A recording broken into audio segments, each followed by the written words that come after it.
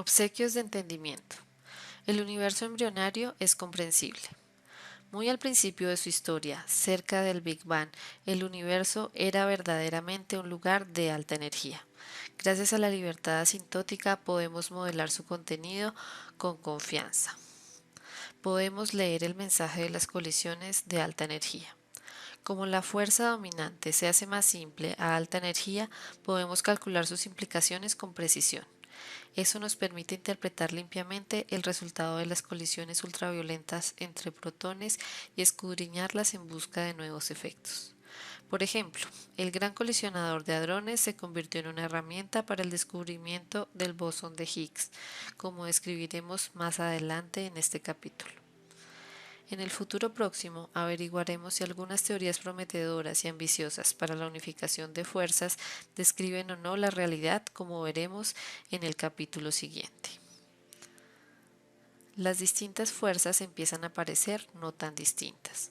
La impresionante similitud matemática entre las ecuaciones de la QCD y la QED se convierten en una similitud física entre sus consecuencias cuando consideramos el comportamiento a muy alta energía o a muy corta distancia. La fuerza fuerte de la QCD se vuelve más simple a la vez que menos poderosa, en tanto cuando los quarks se comportan de forma muy parecida a los electrones y los gluones se comportan casi como fotones. El efecto de los anabolizantes remite, como si dijéramos, con las similitudes tanto matemáticas como físicas citadas, la posibilidad de una teoría unificada se vislumbra a la distancia. Las matemáticas basadas en la simetría de la QCD nos abren la puerta de la unificación y la libertad sintótica nos empuja a cruzarla. Mientras desarrollamos esta idea, acogiendo en ella también la fuerza débil y la gravedad, descubriremos que explica varias coincidencias de otro modo misteriosas. Vamos a explorar la unificación de todas las fuerzas como la frontera actual de nuestra pregunta en el próximo capítulo. Gracias, Madre Naturaleza, por estos obsequios. Apalancamiento y el temblor del velo. Es muy difícil construir teorías de las partículas y sus interacciones que sean coherentes con los principios de la mecánica cuántica y a la vez con los de la relatividad especial. Es una suerte. Significa que si creemos en la mecánica cuántica y en la relatividad especial, ganamos un montón de apalancamiento. Las teorías disponibles son rígidas, no pueden cambiarse mucho sin volverse incoherentes. Eso las hace poderosas. Y no hay muchas, eso nos permite explorarlas. Dado ese apalancamiento, el tipo adecuado de hecho puede generar unas consecuencias enormes. Resulta que la libertad asintótica es precisamente un hecho de ese tipo. El descubrimiento experimental de que la fuerza fuerte actuando entre quarks cercanos no es tan fuerte después de todo, era muy difícil de reconciliar con otras cosas que sabemos.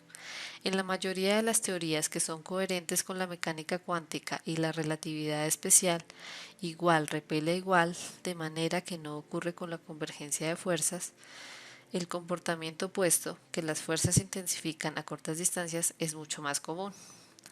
Así que cuando David Gross y yo, y de modo independiente David Pulitzer, descubrimos que es posible, eso fue un momento de los que la Cábala describe como el temblor del velo del templo, cuando se agita el sudario que esconde la palabra divina más allá del alcance de nuestros ojos. Gross y yo proseguimos basándonos en unos pocos datos más, siendo el más importante el hecho de que podamos entrelazar tres quarks para hacer un barión donde las cargas de color se anulan, la regla del blanqueador, para elegir la teoría que ahora llamamos cromodinamia cuántica. QCD, basada en la simetría local y en un espacio de propiedad tridimensional, como la única teoría posible de la fuerza fuerte, incluso ahora, cuando releo nuestra declaración, revivo la mezcla de emoción y ansiedad que sentí en aquel momento. La QCD en sí misma era históricamente el primer obsequio de la libertad asintótica. Figura 34. Dame un sitio para apoyarme y moveré la Tierra, Arquímedes. Por último, recordemos que las teorías propuestas parecen haber sido elegidas de forma única por la naturaleza.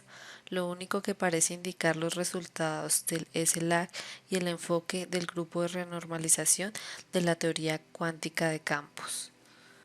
Un nuevo tipo de física. Durante las últimas décadas ha resultado apropiado dividir la física en dos ramas, teoría y experimento.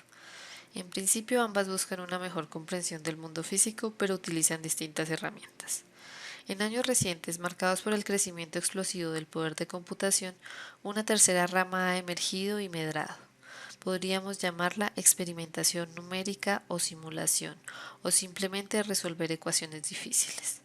Tiene elementos tanto de teoría como de experimento, pero difiere con nitidez de ambos. Esta nueva clase de física ha sido especialmente importante y eficaz para la QCD.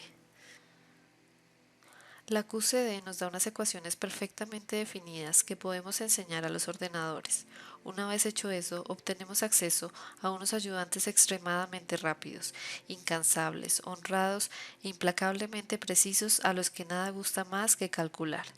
Vamos a echar un vistazo rápido a dos puntos culminantes de lo que se ha conseguido con este enfoque. Ambos aportan una conclusión brillante a nuestra discusión de la fuerza fuerte. En primer lugar, volvamos a la pregunta con la que empezamos. ¿Qué son los núcleos atómicos? La esencia de esa pregunta, como hemos visto, yace en el caso más simple. ¿Qué es un protón? Sabiendo como sabemos las ecuaciones que lo gobiernan, podemos computar un retrato detallado. De esta manera descubrimos que nuestra sustancia más interior está dotada de belleza, lámina PP y sutileza, lámina QQ. Lámina PP. Esta figura es una variante importante de la lámina OO. Lámina OO. Las líneas de fuerza en el sentido de Faraday que conectan un quark y un antiquark forman un tubo estrecho.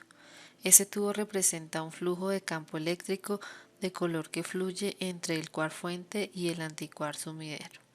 Como los gluones que componen los campos eléctricos de color son autopegajosos, se reúnen en haces. Este fenómeno es la clave del confinamiento de los quarks. Aquí la distribución de flujo conecta tres quarks. Esta es la columna vertebral de los bariones, como los protones, que forman nuestra sustancia. Eso eres tú. Lámina QQ. La posibilidad de que tres tubos de flujo puedan reunirse en una juntura es un rasgo especial de la cromodinámica cuántica de tres colores QCD. La regla del blanqueado se explica en el texto. La distribución de flujo de la lámina MM, los cuales parecen requerir una fuerza de tipo muelle o goma elástica que tira más fuerte cuanto más se estira el muelle o la goma elástica. Tomada del póster que conmemoraba mi premio Nobel, no es del todo correcta. Véase la lámina PP.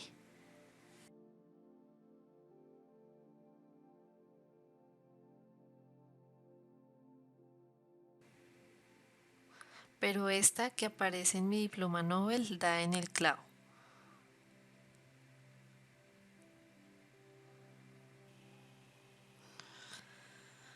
Para terminar, como un clímax adecuado a nuestra reflexión de la QCD, vamos a documentar el origen de casi toda la masa. La figura 35 de tan modesta apariencia resume un logro científico monumental y marca un hito a nuestra pregunta. Figura 35. Cálculo exitoso de las masas de los hadrones basado en la QCD. El origen de casi toda la masa. En el eje horizontal puedes ver los nombres de los mesones y los bariones.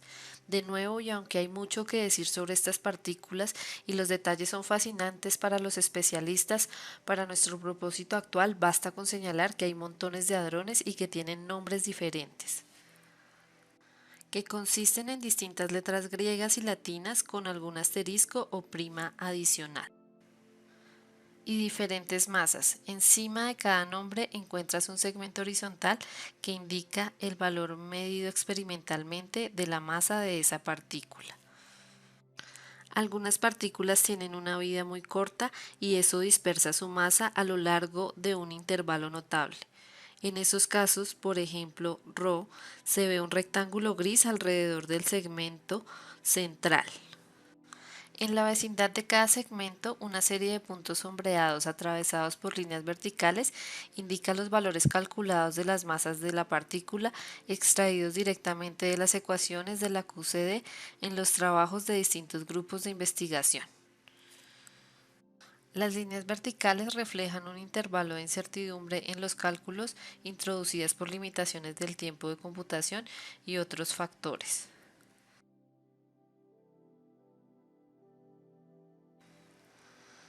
Los cálculos, tengo que mencionar, son extremadamente exigentes, emplean unos algoritmos muy inteligentes y corren en algunos de los sistemas de computación más poderosos del mundo durante largos periodos.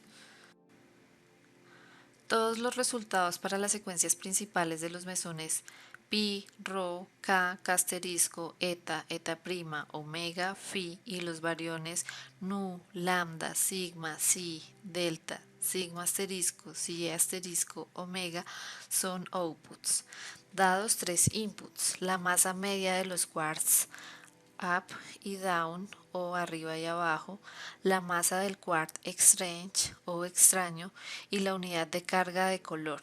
Como puedes ver, el acuerdo entre las mediciones y los cálculos es extraordinario.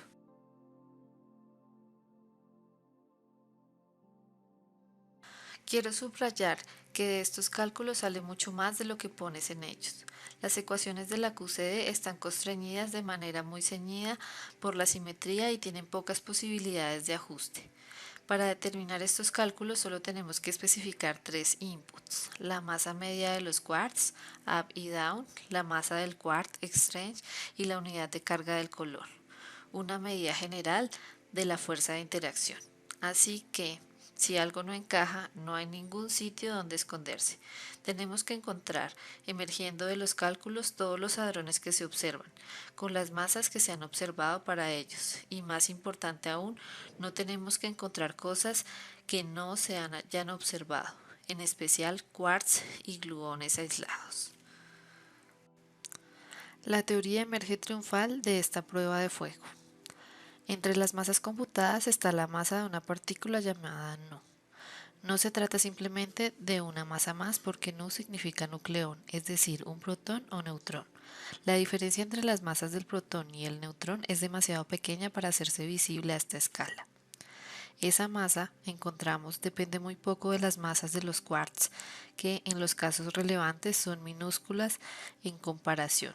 Por lo tanto, casi toda la masa del nucleón y por tanto casi toda la masa de la materia ordinaria del universo surge de la pura energía, de acuerdo con la ecuación m es igual a E sobre c al cuadrado. La masa del nucleón resulta de la energía cinética de los quarks confinados y de la energía de campo de los campos de gluones que los confinan. Obtenemos así masa sin masa emergiendo directamente de las ecuaciones puramente conceptuales, cimentadas en la simetría de la QCD. ¿Encarna el mundo ideas bellas? Puedes apostar que sí, y tú también las encarnas. Parte 3. La fuerza débil. La cromodinámica cuántica QCD gobierna la dinámica básica que construye a los protones, los neutrones y los otros hadrones a partir de quarks y gluones, y la fuerza que mantiene junto el núcleo, la llamada fuerza fuerte. La electrodinámica cuántica QED gobierna el mundo de la luz, los átomos y la química como hemos visto. Ninguna de estas dos grandes teorías, sin embargo, incorpora procesos por los que los protones se transforman en neutrones o viceversa, pero esas transformaciones ocurren. ¿Cómo podemos dar cuenta de ellas? Para explicar esos sucesos, los físicos tuvieron que definir otra fuerza además de la gravedad, el electromagnetismo y la fuerza fuerte. Esta nueva incorporación, esta cuarta fuerza se llama fuerza débil. La fuerza débil completa nuestra imagen presente de la física, la teoría central. La vida en la Tierra está alimentada por una fracción minúscula de la energía liberada por el Sol, capturada como luz solar. El Sol genera energía quemando protones para dar neutrones, lo que libera energía. La fuerza débil, en este sentido muy concreto, hace posible la vida. Principios básicos de la fuerza débil. Una descripción completa de la fuerza débil requeriría introducir dos grandes repartos de personajes, una horda desconcertante de partículas y un largo cuadro de honor de descubridores, e incorporaría muchos detalles que resultan tangenciales a nuestros temas principales. Aquí me limitaré a una descripción breve y simplificada de dos puntos culminantes seleccionados por su interés fundamental y para usarlos más tarde. Estamos avanzando hacia las imágenes resumen RR y SS y TT y UU, que aportan la plataforma para lanzarnos a la unificación definitiva. Tal vez quieras consultar esas láminas a medida que progresamos para orientarte mejor. Lámina RRSS. Resumen de la teoría central, paso 1.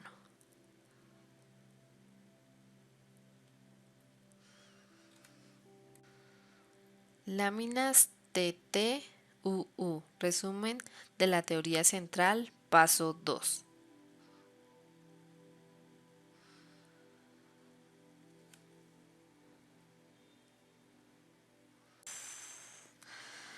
Conversión de quarks. Como los protones y los neutrones son, como hemos visto, compuestos complejos de lo más básicos, quarks y gluones, deberíamos seguir el rastro de las conversiones mutuas protón-neutrón hasta su fuente más básica. La estructura profunda que subyace a estas conversiones es el proceso de quarks. Como los neutrones se basan en triadas de quarks up, down, down, mientras que los protones se basan en up, up, down, la transformación de quarks down a up permite a un neutrón transformarse en un protón. Esa transformación viene acompañada por la emisión de un electrón y un antineutrino, de modo que nuestra interacción básica de nivel quark se materializa al nivel de hadrones como indica la siguiente ecuación.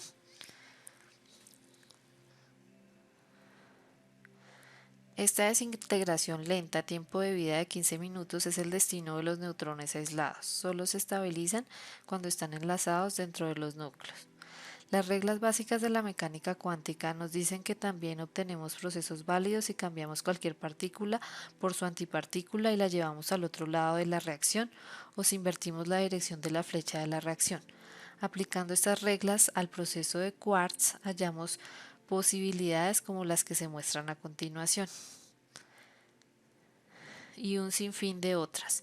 Estas dan lugar a muchas formas diferentes de desintegración nuclear, radioactividad, desestabilizan otros hadrones e impulsan muchas transformaciones en cosmología y astrofísica, incluida la síntesis de todos los elementos químicos a partir de una mezcla primordial de protones y neutrones. Para poner un ejemplo de las posibilidades, el primero de estos procesos conduce directamente a la desintegración de un mesón pi, que se basa en un par de quarks antiquarks down-up, para dar un electrón y un antineutrino. Quiralidad y violación de la paridad.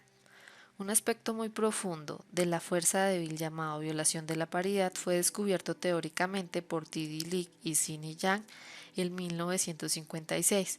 Para describirlo debemos introducir el concepto de quiralidad de las partículas. Se aplica a partículas que se están moviendo y a la vez girando.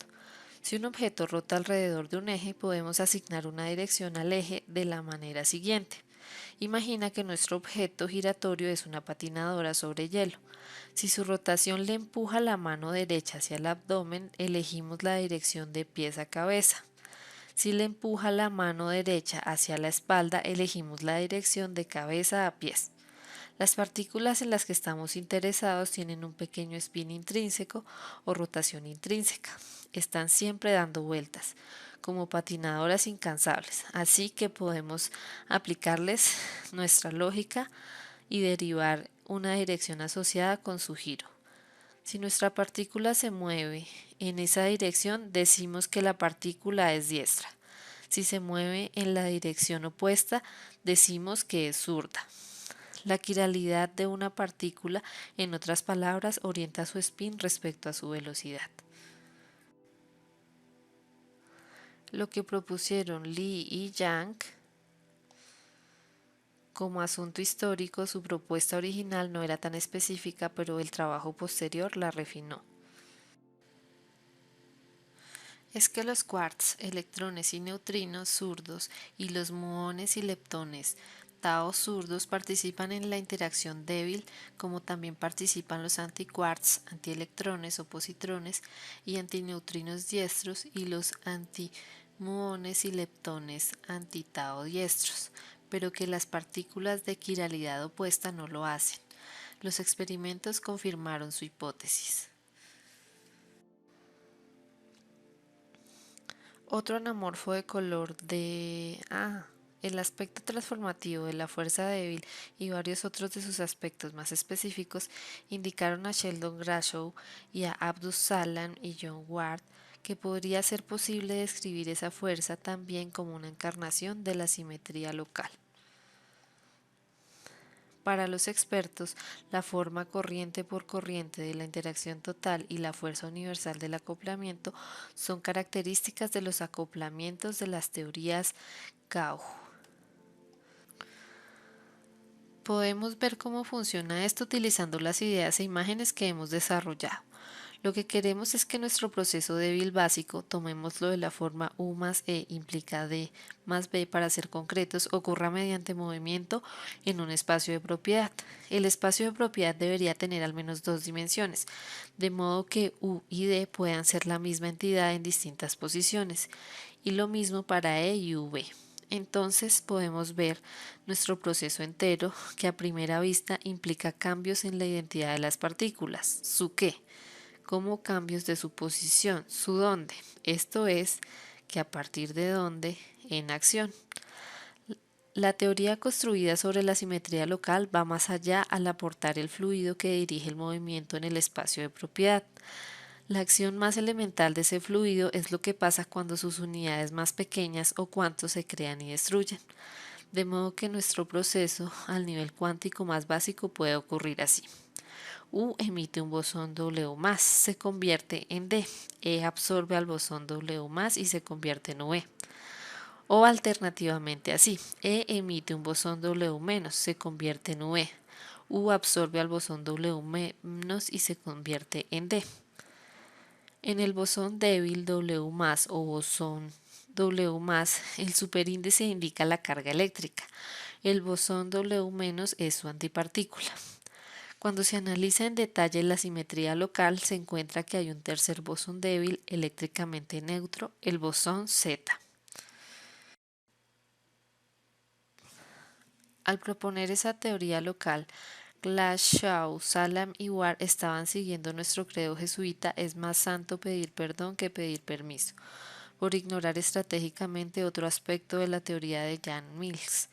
La simetría local de Yang-Mills requiere que W+, W- y Z tengan masa cero. Las predicciones correspondientes de masa cero para los gravitones, los fotones y los gluones de color corresponden todas a la realidad y representan un gran triunfo de la simetría local. Pero en la teoría de la fuerza débil esa predicción falla. Si los bosones débiles tuvieran masa cero, habría sido fácilmente visibles en las colisiones de los aceleradores o incluso en las reacciones químicas como los fotones. Esencialmente, la fuerza débil no sería débil. En suma, para la interacción débil, la simetría local parece ser un pelín demasiado buena para este mundo. Para reconciliar lo ideal con lo real tenemos que introducir otra idea, y es una belleza. La nueva idea es la ruptura espontánea de simetría, introducida en este contexto por Robert Broad y Francois Engler, y de forma independiente por Peter Higgs y también Gerald Juralnik, Carl Hagan y Tom Kimball. Nos permite tener lo mejor de dos mundos. Más en concreto, podemos mantener las ecuaciones de la simetría local con su preciosa explicación de la fuerza débil, que a partir de donde, a la vez que les permitimos tener masas distintas de cero, como se observa. Procederemos a contemplar en detalle su idea audaz y poderosa tras un párrafo obligatorio de caricatura histórica que envuelva nuestra explicación propiamente dicha de la fuerza débil.